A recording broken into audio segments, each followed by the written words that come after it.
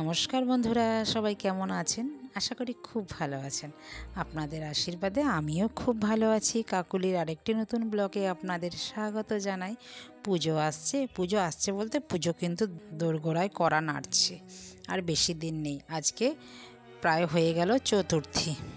মেয়ের স্কুল আর একটা দিন বন্ধ হয়ে যাবে মেয়ের স্কুল। তো মেয়ের হুকুম যে এই কদিন যে বাড়িতে থাকবে তাকে অনেক কিছু খাওয়াতে হবে, মানে অনেক কিছু খাওয়ার মধ্যে ওর কিন্তু লিস্ট তৈরি হয়ে গেছে কি কি খাওয়াতে হবে।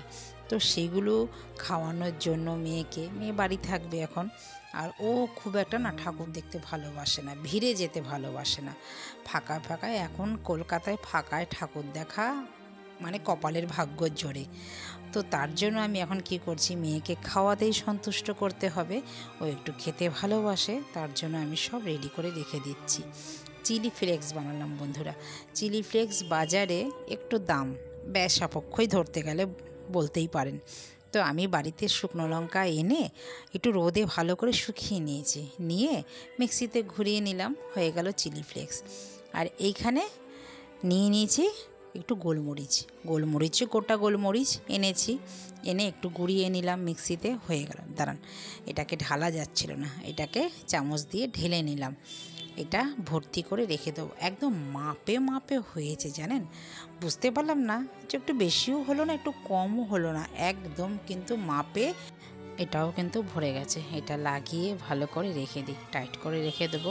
আর এই গোলমরিচ কিন্তু আমাদের না অনেকটাই লাগে, দই দিয়ে খেতে লাগে, আর একটু স্যুপ যা কিছুই রান্না করেন না কেন দিলে পরে একটু কিন্তু ভালোই লাগে।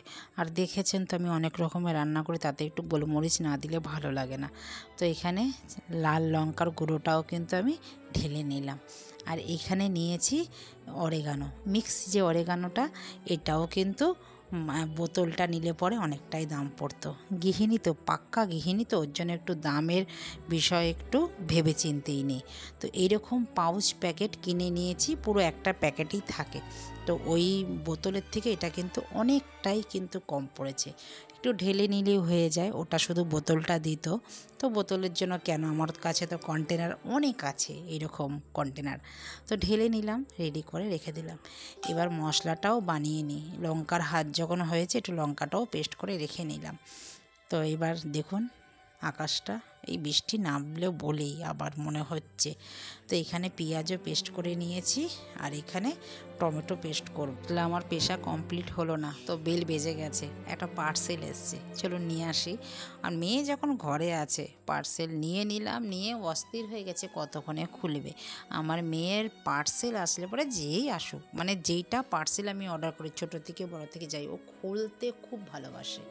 মানে পার্সেল খুলতে ওর এতটাই ভালোবাসে, মানে কি বলবো। আর সেটা ওর পার্সেল হোক বা আমার হোক বা ঘরের কোনো জিনিস হোক, খুলতে ওকেই দিতে হবে। বা কোনো সময় যদি ধরুন ও স্কুলে থাকে বা আমি খুলে ফেললাম, এসে কিন্তু তাণ্ডব তৈরি করে দেয় যে কেন খুলেছ। তো চলুন, এখন তো ও খুললো, এটাই ও খুশি থাকুক। তো আমি এখন আর খুলি না, ওকে দিয়েই খোলাই। তো খুলেছে, দেখুন অর্ডার করেছিলাম টব, প্লাস্টিকের এই টবগুলো খুবই হালকা হয়। ছাদে রাখি, তো ছাদে যেহেতু চাষ করি, ছাদে এরকম হালকা টব রাখলে পরে ছাদের পক্ষেও ভালো। আর আমি একটু উঁচু করেই রাখি, জল যেন না জমে ছাদে। আর মাটির টবগুলো কিন্তু অনেকটাই ভারী হয়, আর একটু এদিক থেকে এদিক করতেও একটু কষ্টও হয়। তার জন্য এই ছোট ছোট টবগুলো অর্ডার করেছিলাম। ছোট বলতে খুব একটা ছোট না, বেশ গাছ কিন্তু ভালোই হবে। তো চলুন এবার গুছিয়ে রেখে দিই। এবার দাদাও আবার নিয়ে এসছে বাজার বলতে পুজো তো আর বেশি দিন নেই। পুজোর সময় শুনছি খুব বলে বৃষ্টি হবে। তো দাদা যেন বাজারে যেন না যেতে হয়, তার জন্য দেখুন বেশি করে জিনিস এনে ঘর বোঝাই করছে, যেন বেরোতে না হয়। আমি যেন আর না বলি যে বাজারে যাও। দেখুন তো কি অবস্থা। এখানে নিয়ে এসে চানাচুর, বিস্কুট, খই, একটু বাতাসা, একটু মেয়ে ভালোবাসে চিটবাদাম, পুরো একদম মানে কন্টেনার সমেত নিয়ে চলে এসছে।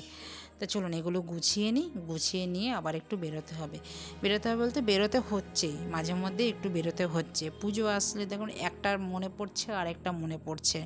আর আমাদের এখানে সাউথে কিন্তু সব রাস্তাঘাট বন্ধ হয়ে যায় বেশিরভাগটাই। আপনি বেরোতে চাইলেই সঙ্গে কিন্তু ঘর থেকে বেরিয়ে আপনি যেতে পারবেন না, রাস্তা ঘুরিয়ে দেয়।